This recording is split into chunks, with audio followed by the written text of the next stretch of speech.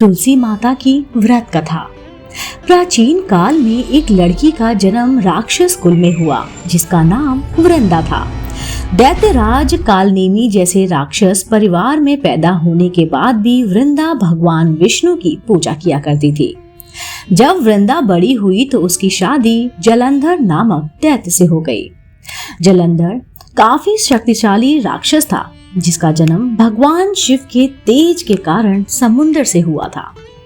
बलवान होने के कारण जलंधर को दैत्यों का राजा बनाया गया। वृंदा से शादी करने के बाद जलंधर की शक्ति और पराक्रम बढ़ता ही गया। उसे किसी भी तरह से कोई हराना मुश्किल था। जलंधर के बढ़ते अहंकार व आतंक से सभी देवता परेशान थे। जलंधर की बढ़ती ताकत के पीछे उसकी पत्नी वृंदा की विष्णु भक्ति और शक्ति और सतीत्व था। होते होते जलंधर अपनी शक्ति और अहंकार में चूर होकर स्वर्ग की देवियों पर काबू पाने की कोशिश करने लगा। इसी दौरान एक बार उसने माता लक्ष्मी को पाने का प्रयास किया, परंतु समुद्र से जन्म लेने के कारण माता लक्ष्मी ने उसे अपना भाई बना लिया। फिर उसकी नजर माता पार्वती पर गई और उन्हें पाने के लिए जलंधर ने माया जाल बनाया। अपनी माया जाल से जलंधर ने शिव का रूप धारण किया और माता पार्वती के करीब जाने की कोशिश करने लगा। उसी वक्त माँ पार्वती ने उसे पहचान लिया और जब तक जलंधर कुछ समझ पाता वो अदृश्य हो गई। जलंधर के इस दुर्व्यवहार से पार्वती जी को काफी गुस्सा आया और इस पूरी घटना के बारे में उन्होंने भगवान विष्णु को बताया। इधर जलंधर भगवान शिव से पार्वती जी को पाने के लिए कैलाश पर्वत पर युद्ध कर रहा था। तभी भगवान विष्णु ने जलंधर को सबक सिखाने की ठानी। तभी वहां पर सभी को पता था कि जलंधर अपनी पत्नी के पूजा पाठ और सती तत्व की वजह से ही अजय हुआ है। ऐसे में भगवान विष्णु ने जलंधर को हराने के लिए उनकी पत्नी का पतिव्रता धर्म भंग करने के लिए मायावी चाल चली।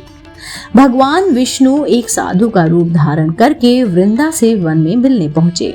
इसके बाद दो मायावी राक्षस भी थे जिन्हें देखते ही वृंदा डर गई।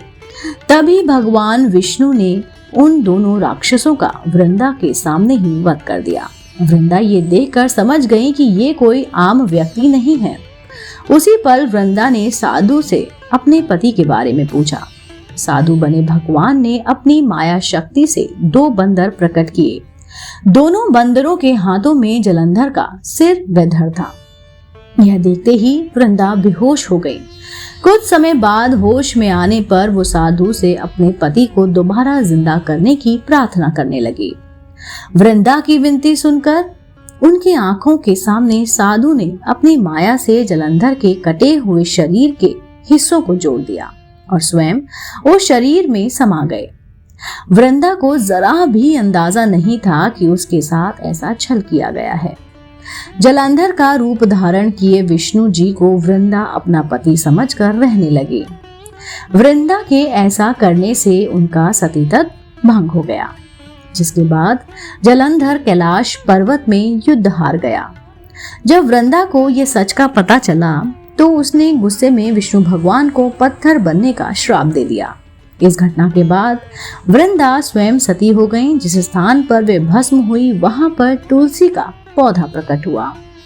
विष्णु भगवान वृंदा की पति भक्ति से प्रसन्न हुए और उन्होंने कहा, हे वृंदा, तुम्हारी पति भक्ति देखने के बाद तुम मुझे प्रिय लगने लगी हो। अब सदैव तुम मेरे साथ तुलसी के रूप में रहोगी। तुम्हारे तुलसी रूप का जो भी व्यक्ति मेरे शालिग्राम के साथ विवाह कराएगा उसे 1000 गुना यश व पुण्य प्राप्त होगा। जिस भी मनुष्य के घर तुलसी का वास होगा उस घर में कभी भी असमय यमदूत नहीं आएंगे। आगे भगवान ने कहा, तुलसी के पौधे की पूजा करने वाले को गंगा व नर्मदा में स्नान करने के बराबर पुण्य प्राप्त होगा। संसार में चाहे कोई भी मनुष्य कितना ही दुष्ट क्यों ना हो, कितने ही पाप क्यों ना किए हो, मृत्यु के दौरान उसके मुंह में तुलसी और गंगा जल अवश्य दिया जाएगा। इसके बाद वह अपने पापों से मुक्त होकर वैकुंठ धाम जाएगा। इसके अलावा जो व्यक्ति तुलसी व आंवला के पेड़ की छाया में पितरों का श्राद्ध करेगा, उसके पितरों को मोक्ष मिलेगा। इस कहानी से हमें क्या सीखने को मिलता है? दोस्तों, छल कपट या फिर अपनी शक्तियों का दुरुपयोग करने वाला व्यक्ति का विनाश होना तय है। दोस्तों, उम्मीद करती हूँ आपको आज की कहानी तुलसी माता की व्रत कथा जरूर पसंद आई होगी। अगर आप ऐसे ही धार्मिक पौराणिक कहानी कथाएं सुनना पसंद करते हैं तो आप मेरे चैनल आध्यात्मिक कहानियों को तुरंत से लाइक कीजिए, शेयर कीजिए और सब्सक्राइब कीजिए। मैं आपको मिलती हूँ जल्द ही इसी चैनल पर नई रोचक जानकारी और कहानी के साथ। आप देख रहे थे आपका अपना पसंदीदा YouTube चैनल आध्यात्मिक कहानियाँ।